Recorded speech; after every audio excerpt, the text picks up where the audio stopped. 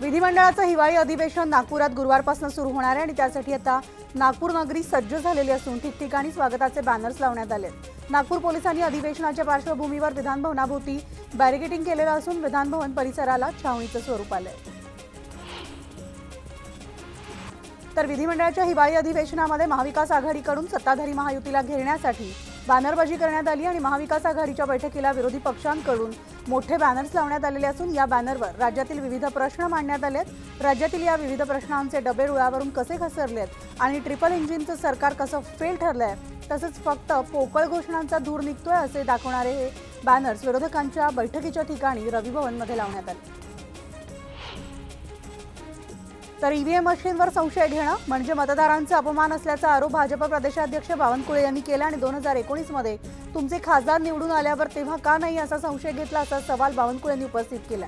India आघाडीनं पराभव मान्य करून जनतेनं त्यांना नाकारलं हे मान्य करावा असा टोला सुद्धा त्यांनी लगावलाय।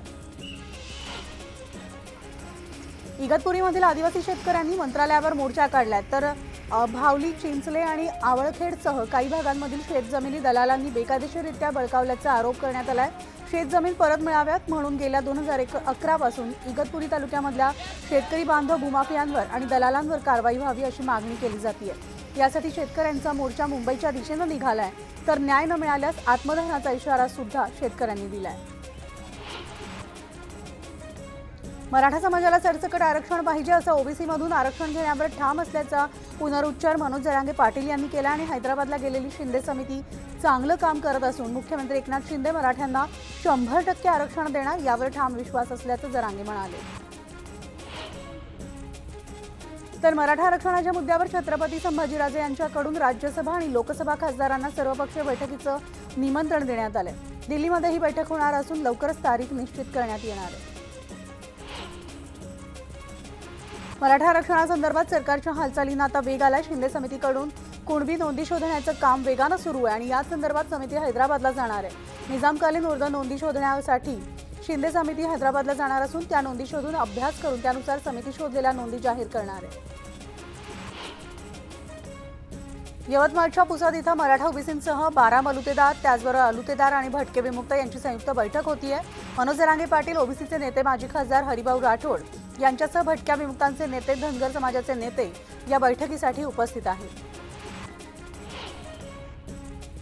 मराठा आरक्षणाबाबत राज्य सरकारनं दाखल केलेल्या क्युरेटिव्ह याचिकेवर सर्वोच्च न्यायालयामध्ये सुनावणी होती आणि राज्य सरकारनं 13 ऑक्टोबरला सर्वोच्च न्यायालयामध्ये क्युरेटिव्ह पिटिशन दाखल केलेली होती। या याचिकेनंतर ही पहिली सुनावणी होती आणि या याचिकेवर आता मराठा आरक्षणाचं सगळं भवितव्य अवलंबून असणार आहे। त्यामुळे आता याकडे मराठा समाजासह राज्याचं लक्ष लागलंय। खानदेशामधील दौऱ्यानंतर मनोज जरांगे पाटलांवर मराठा समाजाकडूनच टीका केली जाते आणि ओबीसी नेत्यांवर बोलून मनोज जरांगे पाटील सभेतून मनोरंजन करतात। जरांगे पाटील यांनी सभा दौरे यांच्या पलीकडे जाऊन आरक्षणाच्या न्याय प्रक्रियेसाठी काम केलं पाहिजे असं जळगावातील मराठा बांधवांनी म्हटलंय। तर वाशिमच्या काटा येथील जाहीर सभेला मनोज जरांगे येत असताना वाशिमच्या अकोला नाका परिसरामध्ये मराठा आणि ओबीसी आमने सामने आले तर या ठिकाणी मनोज जरांगे यांना काळे झेंडेही दाखवण्यात आले। तसेच जरांगे गेल्यावर रस्ताही या ठिकाणी झाडून काढलाय।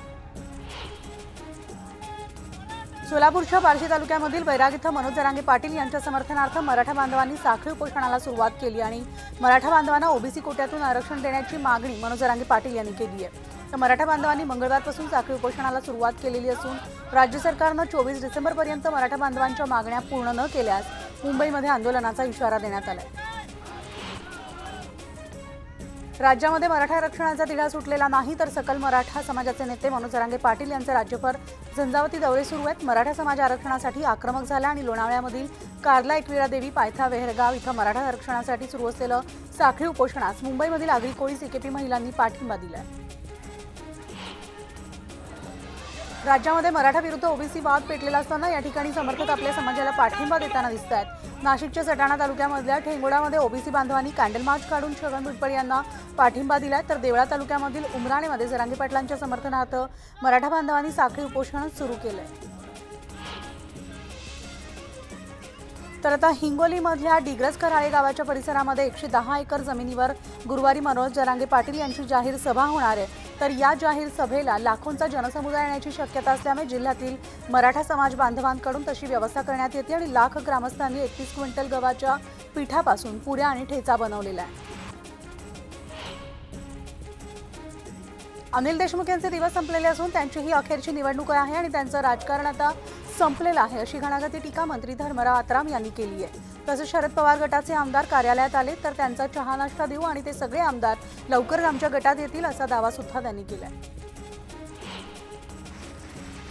कोल्हापुरामधील बिदरी कारखान्याच्या विजयानंतर माजी आमदार केपी पाटील यांनी मंत्री हसन मुश्रीफ यांची भेट घेतली आणि हसन मुश्रीफ यांनी केपी पाटील यांना या निवडणुकीमध्ये ताकद दिलेली होती। सतेज पाटील आणि मुश्रीफ यांनी एकत्र येत पॅनलची उभारणी केली आहे। तर या पॅनलनं सगळ्या 25 जागांवर विजय मिळवत विरोधी आमदार प्रकाश आंबेडकर पॅनलचा धुव्वा सुद्धा उडवलाय।